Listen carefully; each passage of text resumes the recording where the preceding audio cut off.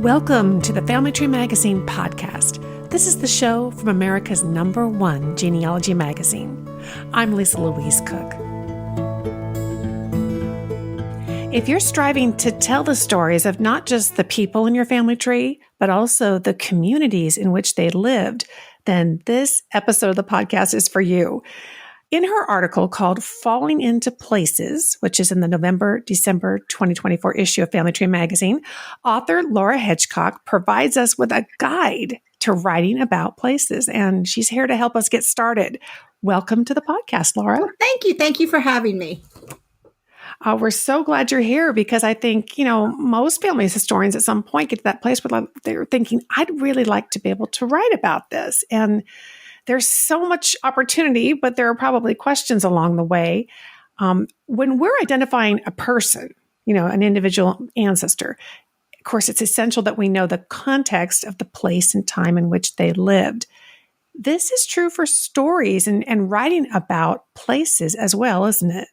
It is. And sometimes as we get started writing our family stories, we're so focused on the person that we forget how much of the limelight the setting or the place should get.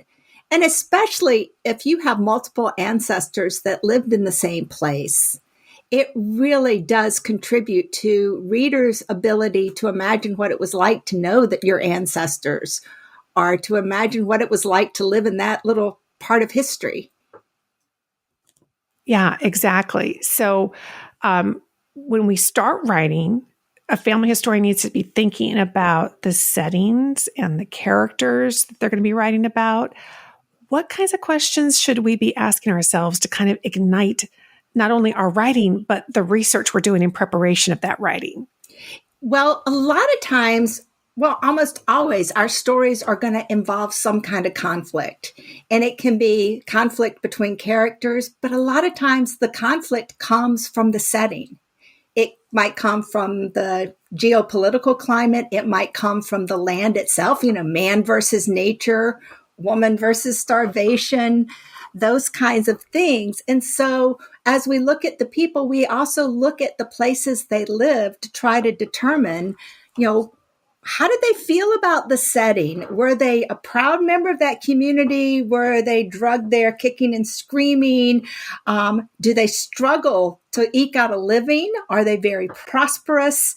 Things like that. And does the place define the rhythms of your ancestors' life? If they earned their living from the sea or from the land, a lot of times it did, because the seasons were all about, they didn't have the same backdrop as an urban ancestor might have. Or the industry. There's lots of small mill towns that the place really defined. I have some little bit more removed ancestors from West Virginia coal mining communities. And those are totally different because it really wasn't a traditional town. It was like a little corporate entity. So all that really contributes to the way the story is going to ebb and flow and really engage readers. Yes, exactly. And, as you're talking, I'm thinking, sometimes when we're looking at individual people, we have limited amounts of information that might be available to us, but the community can tell us an awful lot about their experience, even if it's not naming them by name, just knowing what's happening, what they're struggling with, like you said, and all those questions kind of leading to that. Well, and in particular, if you know where your readers are and what their background is, sometimes delving into the community can help take those readers out of their current mindset and in the back. Like Sherry Hudson Passy and I were working on a case study from Sumter, South Carolina, and just delving into how that community was faring compared to how the rest of the nation was faring was really eye-opening. Yes, absolutely. So we need to be able to find resources to learn more about these communities that we're talking about.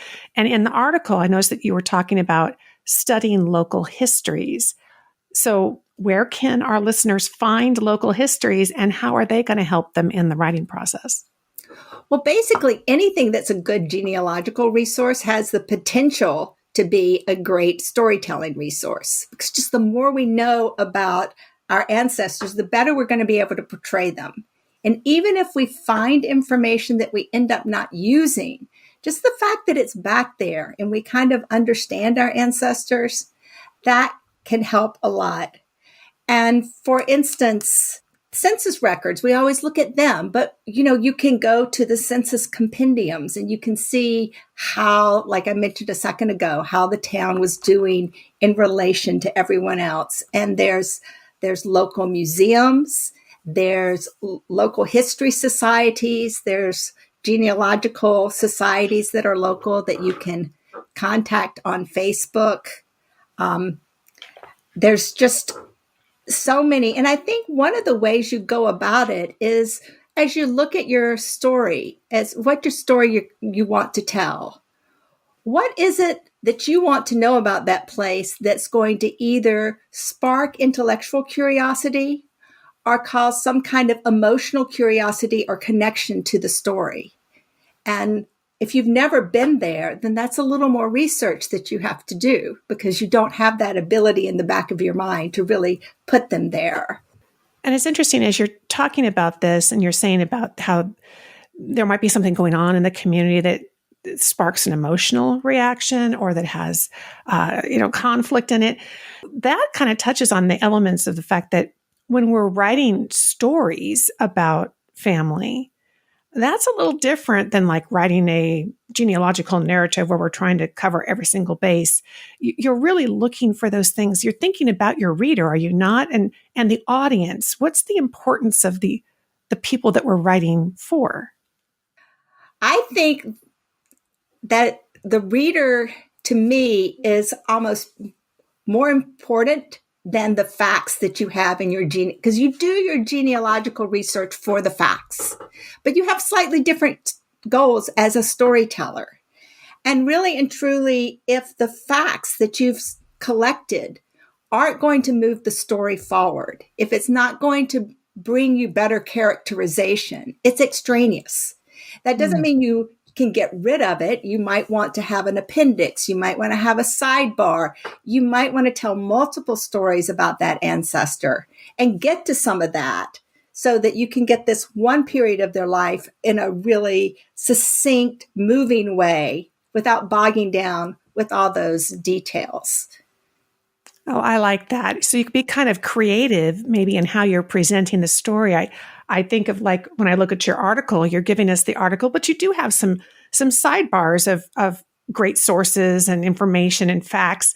We could do that type of an approach in writing a family history. So yes, for the folks in the family who do like the nuts and bolts details, they could see those on the sidebar or like you say in an appendix. But there are so many people in our family who we want to read our stories, but they would just start rolling their eyes if they had to slog through all the details. Yeah. And a lot of times as we start, I really, really stress that we all have to edit. Mm-hmm. But then we let that perfection thing stand in our way of writing. But if we just start writing and we get going, we're going to find that natural point where things are really getting exciting. And that's the point where readers are going to want to jump in. Yeah. So a lot of times we find that by drafting and not so much in the outline. Sometimes the outline is just the starting point. And then once we get drafting, we can find ways that, oh, this is what's really different about this ancestor, or her journey would really touch people and things like that. Mm-hmm. Yeah, I've often gone by the motto. It's, the successful writing is as much about what you leave out as what you put in. Mm-hmm. And your audience certainly has a lot to do with that. So we touched on local histories, places where you can find local information. How about, are there local history books? I mean, we've seen county histories. And what are some of your favorite resources for reaching those? A lot of my favorite resources are, well, first of all, I always go to Family Search, the research wiki, just to see what's there. Newspapers and city directories are great because they can give you really a slice of life. And that's what you want in your stories. Maps are great. And Writer's Digest, I think it was in the 50s and 60s, started putting out Guide to Everyday Life in blank. And Oh, it could be like in the Old West, in colonial America, in the Deep South, the Civil War. And they were put out for historical fiction writers so they could get the details right. But they're great. Like, what were shoes like back then? Like, medieval England, the length of the curl of the shoes, that was how prosperous somebody was. Things that we would otherwise not know.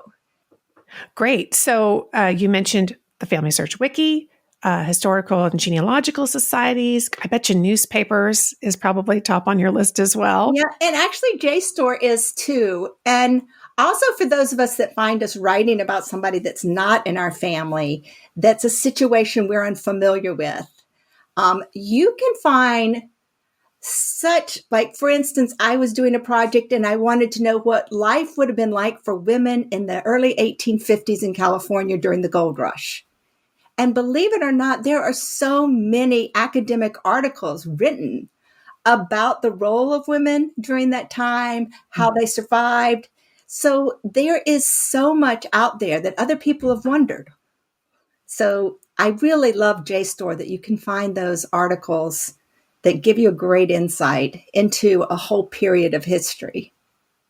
Well, and that gives you an opportunity too to talk and describe things and add color and interest and just the emotion or the pain of wearing a curled toe shoe or whatever. You can add, we don't know for sure what our ancestor thought, but you can, only imagine and then use that imagination to help the reader kind of get in their shoes, if you will.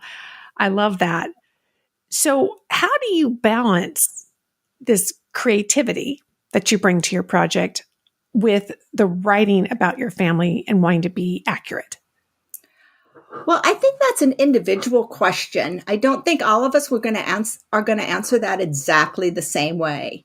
I have friends with Detroit working writers that are writing like historical fictions about their ancestors because they want to include details that there's no way they could find in sources, like what the actual deck of the particular ship looked like. They don't know. Yeah.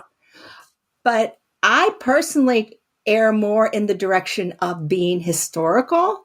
And if I'm going to kind of go in a different lane than that, I want to take readers with me and let them know when I'm speculating and let them know when this is a similar situation. Because I think, for one thing, it makes it easier for them to read. They're not getting confused. They're following along with you. If you're jumping in time, they're going with you. Also, if you're just jumping to, well, most people during that time wore this kind of outfit, they're perfectly capable of saying, okay, I trust you on that. And I don't have to say his green jacket with the coffee stain on the left pocket and the little tear on the collar. I don't have to make it up. But again, that's an individual question on how creative people want to be and telling their stories. And sometimes it's just something you play with. I imagine doing an introduction at the beginning of your book or your story or in whatever form you're publishing it is a great way to kind of lay that groundwork or the frame that you're going to work within so that you're telling people right up front, here's what we're doing, here's what we're not doing. And keep that in mind as you read. Is that something that you would incorporate? I would. And also, if you have family diaries or anything to incorporate, which we did in our family, one thing that I loved that my mother did was she transcribed what her mother wrote. And then she would put like an appendix of, here's what I think, here's what I believe, here's what was between the lines that mom was always, her mother was very much rose-colored glasses, and she would never say anything was bad. But my mother was a social worker, and she would identify problems. So you see both personalities, and you see both truths, but the narratives themselves can stand alone. And so to me, that's more historical, and it's actually more telling about the characters. Wonderful. Well, any other resources or tips and strategies that you want to give our listeners on how they can delve deeper into particularly those communities that our family lived within? would say reach out to the local historical society and ask them, what do I need to know about this community that I are what is of interest of most people? Because there are things that we don't know if we don't live there.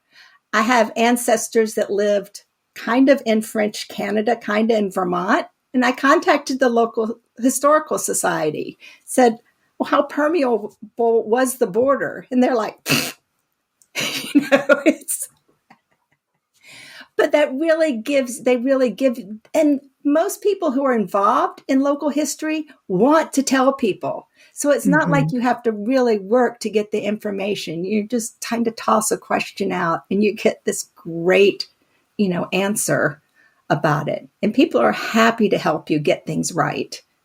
Well, and who better to reach out to than people the closest to the area that you're talking about? It's like you say, and oftentimes they're just so helpful and so anxious to share the stories and the history that they know and appreciate your interest in it. These are all great ideas, and I just encourage everybody listening to go check out Falling into Place, the article that we've been talking about. It goes into even more detail, gives you the checklists of kind of resources to look for and to delve into to really help your story grow as you're writing it. Laura, tell folks how they can find you online and tell them you've written a book about writing stories as well, right? Right. So first, online, I'm at treasurechestofmemories.com. And that is a website that's all full of tips and resources for writing personal stories as well as family and ancestor stories. And my book that's most related to this is called Memories of Me, A Complete Guide to Telling and Sharing the Stories of Your Life. And it's really more of a roadmap and not like a prescriptive, you have to do it like this and like that and like the other. Kind of more of a roadmap of how you get to this place and then how you determine where you want to go next, that kind of thing. It sounds wonderful. We all like a good roadmap. Get to where we are going. Laura, thank you so much for helping us get going on writing our family history. We appreciate it. Well, thank you. I appreciate you having me on.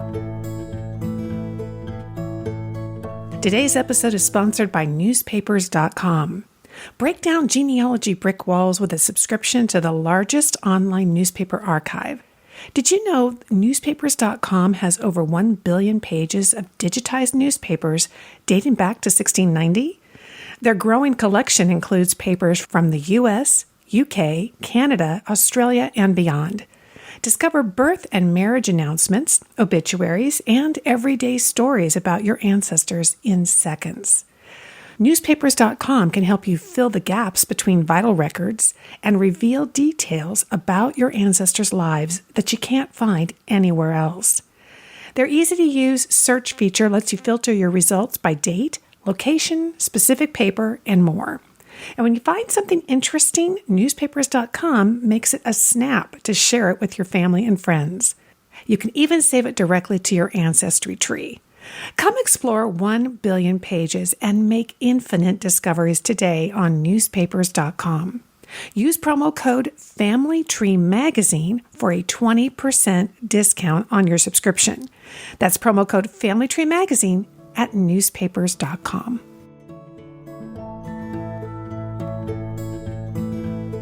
Well, since this episode is sponsored by newspapers.com, I thought it would be fun to invite Jenny Ashcraft from newspapers.com back to the podcast to share some strategies for using old newspapers to learn more about the places where our ancestors lived. Welcome back to the show, Jenny. It's great to be back. Thanks, Lisa. Well, we've been talking about writing about the places where our ancestors lived in this episode. So I'd just love to hear from you some creative ideas on how we can use newspapers to help us do that. Well, I love that question. And writing about your ancestor story, you kind of need to understand what was happening historically, right? And, I think that we might traditionally think of using a wedding announcement or a birth announcement or an obituary in the paper, and we're searching for our ancestor's name. But by kind of broadening our search and understanding what was happening in their hometown, locally, nationwide, it helps us to get a little bit of a better understanding of their experiences and their story. I mean, maybe you have a great grandmother that was born in Buffalo, New York in January 1902, and you might look at a birth record and see that she was born at home. But by perhaps looking at the newspaper for that day, you might realize that there was this record-breaking massive storm that shut down the city and roads are completely impassable. And there was no chance to give birth anywhere but home. And so it just adds a little dimension to her story. The same thing, I remember reading about a family member where their whole hometown showed up at the fairgrounds. It was, I think it was 1912. The whole family showed up at the fairgrounds and the whole town because they were so excited to see the very first plane fly over. Nobody had ever seen a plane before. And when you kind of get that historical context to what they're experiencing, it makes it so fun and real. I have an example from my own family. I was researching my second great grandfather, and he was a Civil War veteran. He moved west from Pennsylvania with the railroad, and he ended up in a tiny town in eastern Utah called Woodside, where he was the justice of the peace. And I was flipping through pages of his local paper about 1898, and I came across the most fascinating story. So Butch Cassidy, who's the famous outlaw, was known to frequent that area, and authorities suspected that Butch Cassidy had a hideout in a nearby canyon. And now remember, he's the justice of the peace. And so was he involved in, these attempts to find Butch Cassidy? I have no idea. It didn't say that in the paper, but he certainly would have known. This was big news at that time. And so I'm reading and I come across a story that a sheriff's posse had chased Butch Cassidy through Woodside into a canyon, trapped him in the canyon, and shot him and killed him. And this was big news. This was reprinted in papers all over. They sent a telegraph to the governor of the state, and he congratulated them. And these men were about to get a big reward for this. But there was just one problem with the story, and it wasn't true. They had chased a man into the canyon who was a cattle thief, had shot and killed him. But when they brought the body into town, a man there who had known Butch Cassidy since childhood took one look and said, "That's not him." Well, so just talk about bringing color to my second great grandfather's life. He would have been a part of this story. On what level? I don't know exactly. His name is not listed under this story, but this would have been a big deal in this tiny town, and especially with his position as kind of the law official in that town. So I found that just so interesting. And it doesn't really matter if you are looking for, you could find weather. Was there big storms that have impacted your family? Was there new inventions? I remember seeing in one ancestor's newspaper, there was such excitement about a new skyscraper that was coming to town. It was 5 stories tall, and it was going to have the town's first elevator. And that was headline news in the local paper. And you get a sense of understanding and color to what was happening in their world and what was important and what was headline stories. I remember reading about a town that was so excited because they were about to have their first streets paved with concrete. It had been dirt roads, and here they were going to have a paved road, and it was headline news for weeks. And you put your ancestor in that context, and you learn what is happening around them, and it brings such greater understanding. Absolutely. Oh my gosh. And you start to feel like you're inside their head, seeing what they're seeing and experiencing it. So even if we just know a place and a time frame, we can jump onto newspapers.com, go look that up. I've had some success when I've actually had a specific address. I put in an address one time, not the ancestor's name, and an advertisement came up for an estate sale that listed everything that belonged in their home, that was Oh in their my home. They were putting goodness. it up for sale because they were moving. Oh So my goodness. just amazing. Okay. Well, so they need to head over to newspapers.com and Yes. start running Head those over there. searches. Yes, just if you have a place where you know your ancestor lived, look at the local papers and just spend a little time. Maybe flip through the issues from that day or subsequent days or previous days. I was doing some research in for a Pennsylvania ancestor, and I found an obituary, and I was reading this obituary for this ancestor, and it said that their family had been greatly impacted by the flood. And I thought, what flood? So I started looking through the pages, and then I went back a day or two, and I quickly realized that they were talking about the Johnstown flood. Oh. Now, so this is 1889, and even though this is in Indiana County, which is some 35 miles away, there's a story emerged of this family. Their grandfather and patriarch of this family was old and dying, and the family was gathering around, and I started reading in the paper about the heavy rains, and there was such mud and rains, and as he is laying there dying, the rains caused the dam to break. And so I started digging a little deeper and realized that this family not only lost their grandfather, but they lost a son's entire family, and another daughter lost her whole home. Her family was there with the grandfather and avoided that. But suddenly this family went from planning one funeral to 5 funerals. And had I just stopped at the obituary, I would have missed so much more what was really happening in this community at that time. Yeah. Oh, that means we need to keep digging deeper, and we can certainly do that at newspapers.com. Jenny Ashcraft, thank you so much for stopping by and inspiring us to learn even more about the places of our ancestors. We appreciate it. Thank you so much. Thanks for joining me for this episode of the Family Tree Magazine podcast. This is the show from America's #1 genealogy magazine. I'll have links to everything that we've talked about today on the show over at the show notes page, and you can find that at familytreemagazine.com/podcast. And there you'll also find a huge back catalog of past episodes full of topics that are going to help you in your genealogy research. And when you stop by the website, be sure to sign up for our free newsletter. That really is the perfect way to stay in touch with Family Tree Magazine and get all the latest and greatest news, plus the announcements of each and every new podcast episode.